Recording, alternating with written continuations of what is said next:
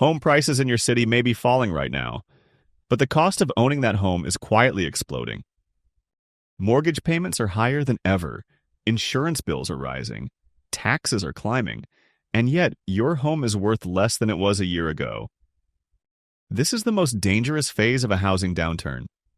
Not when prices peak, but when they fall, and trap people who believed waiting would make them safe. Across major American cities, buyers have vanished, investors have pulled out, and sellers are discovering that lowering the price is no longer enough. So here's the question you need to answer today. Which cities are making people poorer, even as homes become cheaper? For more than a decade, American housing followed a familiar script. Low interest rates pushed prices higher. Migration followed jobs. Investors chased yield. Builders responded with confidence. Every slowdown felt temporary. That script is now broken. The first fracture came from interest rates. Mortgage rates didn't rise gradually, they snapped upward. Monthly payments surged even as prices began to soften, locking millions of buyers out of the market. Affordability collapsed faster than prices could adjust. Then came the second break. Migration reversed.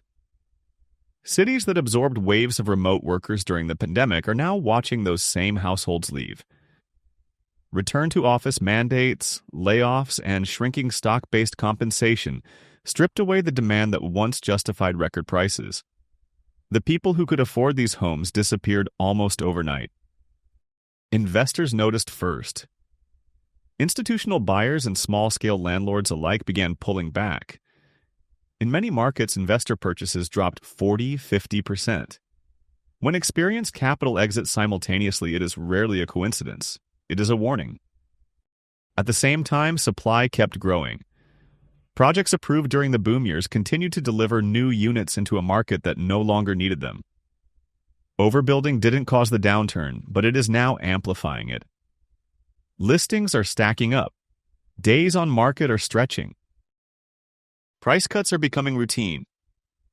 This cycle is different from past corrections for one critical reason. The growth engines are gone. Prices are falling, but jobs are not expanding. Homes are cheaper, but ownership costs remain punishing. Demand is weak, but supply is still arriving. That imbalance is reshaping power dynamics across the country. Buyers are cautious, sellers are trapped, and entire cities are discovering that the recent prosperity was thinner than it appeared. If you want to understand how this plays out on the ground, city by city, household by household, this is where the real story begins. Like the video, subscribe to the channel, and turn on notifications, because the next 7 cases reveal how quickly confidence can collapse once the numbers stop working. 1. Seattle. For years, Seattle was treated as untouchable. An economic fortress powered by technology giants, high salaries, and stock-based wealth that seemed immune to gravity. Home prices surged not because people needed shelter, but because equity felt endless. That illusion has now collapsed. As the tech sector began shedding jobs, Seattle lost the very buyers who once defined its housing market. Tens of thousands of high-income workers disappeared from payrolls, and with them went down payments fueled by stock grants that no longer held their value. The result was immediate. According to Redfin data, median home prices in King County have fallen nearly 10% from their peak, erasing hundreds of thousands of dollars in equity for recent buyers in less than 2 years. Inventory tells an even darker story. Active listings have surged more than 40% year over year in several Seattle neighborhoods. Homes that once sparked bidding wars now sit quietly, accumulating days on market. Luxury properties are being hit hardest, with high-end home sales down over 30% as confidence evaporates at the top of the market. Investors have already made their decision. Investor purchases in Seattle have plunged by roughly 50%. When capital exits this decisively, it signals more than caution. It signals disbelief in near-term recovery. Ownership costs are worsening the pressure. Mortgage rates remain elevated. Property taxes continue to rise. Insurance premiums have increased alongside replacement costs. Even renters are stepping back as rents soften, widening the gap between the cost of buying and renting to levels that actively discourage new buyers. Foreclosure activity is beginning to creep upward as adjustable-rate mortgages reset and payments spike. This is not a wave yet, but it is the first crack. Seattle climbed the highest during the boom, and now it has the longest distance to fall. So the question becomes unavoidable. If even Seattle is breaking under pressure, which cities were never truly strong to begin with? 2. Portland. Not long ago, Portland was held up as a model of modern urban success. Creative industries, cultural identity, walkable neighborhoods, and a steady influx of high-income residents pushed home values higher year after year. For a time, it seemed Portland had cracked the code, growth without limits. That confidence has now fractured. Unlike cities hit primarily by interest rates, Portland is facing something deeper: a crisis of belief. Rising taxes, persistent public safety concerns, and visible deterioration in the urban core have driven many high-earning households to leave. The people who once absorbed rising prices are no longer here or are actively planning their exit. The housing data reflects this retreat. Regional multiple listing service figures show Portland's median sale price is down more than 5% year over year. At the same time, active residential listings have surged nearly 30%, flooding the market with homes that buyers are increasingly unwilling to touch at current valuations. Days on market now exceed 50 days, a stark reversal from the rapid turnover of the boom years. The damage extends beyond residential housing. Downtown commercial vacancy rates have reached record highs, dragging down condo values and mixed-use developments tied to urban foot traffic. This erosion is compounded by outbound migration. Multnomah County has lost over $1 billion in adjusted gross income as higher earners relocate elsewhere. That loss weakens the tax base and further undermines demand. Distress is no longer theoretical. Foreclosure filings are up roughly 15%, and total home sales have fallen more than 20%. To move inventory at all, over 40% of sellers are now offering price cuts or concessions, quiet admissions that the market they remember no longer exists. Portland is not merely cooling, it is recalibrating under the weight of declining confidence, shrinking demand, and a reputation problem that price alone cannot fix. And that raises the next question. What happens to the cities just outside Portland, those that relied on its strength to survive? 3. Tacoma. Tacoma was never meant to lead the Pacific Northwest housing boom. Its role was simpler and more fragile. For decades, Tacoma functioned as a pressure valve for Seattle, a working-class port city where buyers could still afford a home while commuting north for higher wages. That balance has broken. When Seattle's prices exploded, buyers flooded into Tacoma, pushing values far beyond what local incomes could reasonably support. The city absorbed demand it was never designed to hold. Now, as Seattle cools, Tacoma is being crushed from both directions, losing buyers from above while its own residents are priced out below. The numbers reveal how quickly the damage is spreading. Data from the Northwest Multiple Listing Service shows active inventory in Tacoma has surged nearly 95% compared to last year. This is not a seasonal fluctuation. It is a structural shock. At the same time, closed sales have fallen more than 20%, signaling a market where supply is overwhelming demand. Prices are already responding. The median sale price has declined by roughly 5%, erasing gains for buyers who entered near the peak. But the deeper problem lies in affordability. The average mortgage payment now consumes more than 45% of the area's median household income, effectively locking out the city's core workforce. Stress is beginning to surface across the system. Foreclosure starts in Pierce County are up approximately 14%, and transaction cancellations have jumped to 16% as financing falls apart late in the process. Even the rental market is weakening, with vacancy rates climbing toward 6%, removing the fallback option for overstretched owners. Tacoma's housing market was built on spillover demand. When that demand vanished, the city was left holding prices it could never sustain on its own. So the question shifts again. If a city collapses once outside money leaves, was its growth ever real to begin with? 4. Bend. Bend was never marketed as a job center. It was sold as a lifestyle. Mountain views, breweries, outdoor access, and the promise that work could happen anywhere turned this high desert town into one of the most aggressive pandemic boom markets in the country. Equity-rich buyers from California and Seattle arrived quickly, often purchasing homes sight unseen, convinced that remote work had permanently rewritten the rules. That assumption is now unraveling. Bend's housing surge rested on two fragile pillars: cheap money and permanent remote work. Both have collapsed. According to data from Realtor.com, Bend's median listing price has already fallen roughly 6% from its peak. Inventory has surged more than 40% year over year, flooding a market that no longer has the demand to absorb it. Homes are no longer moving. The median days on market has stretched to approximately 55 days, an eternity compared to the frenzied pace of just 2 years ago. Absorption rates have fallen sharply, and open houses that once sparked bidding wars now sit empty despite price cuts. The pressure is most visible among investors.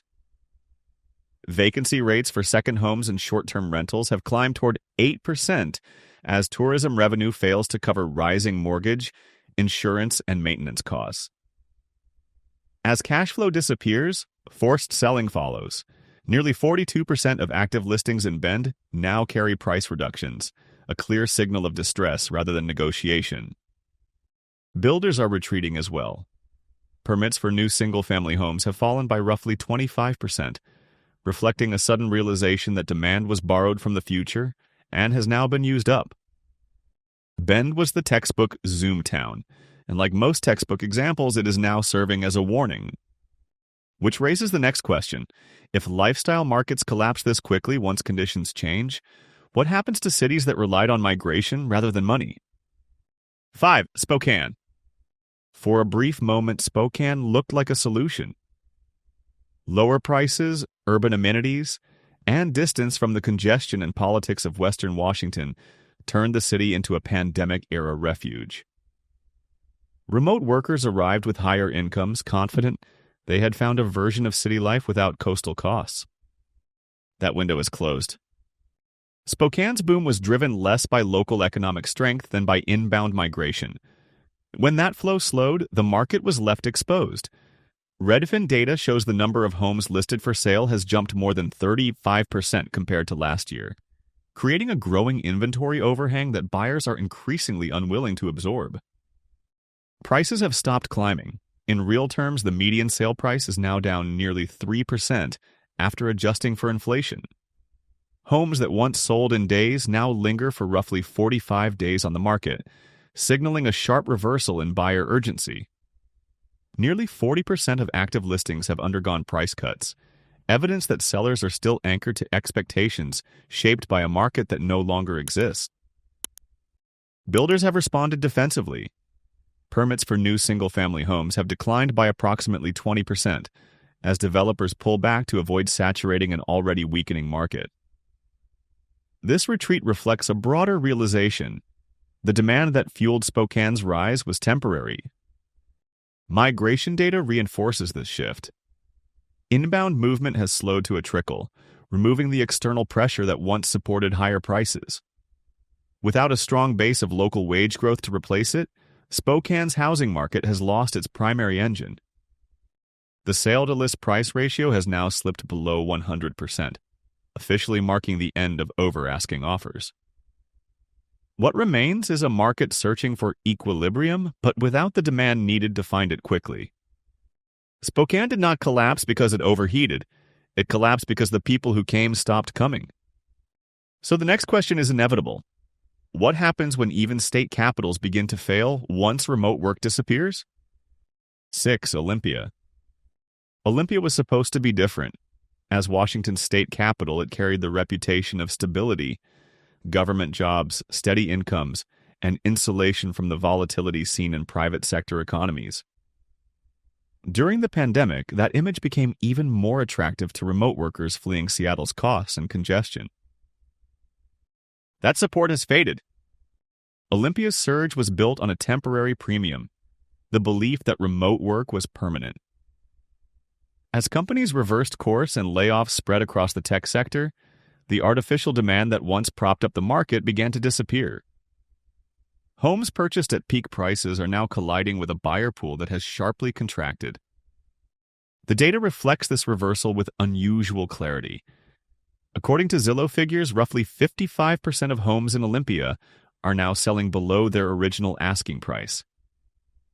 This is no longer a negotiation-driven market. It is a concession-driven one. Pending sales have fallen approximately 18% year over year, signaling hesitation from buyers who no longer feel urgency. Supply conditions are shifting just as quickly.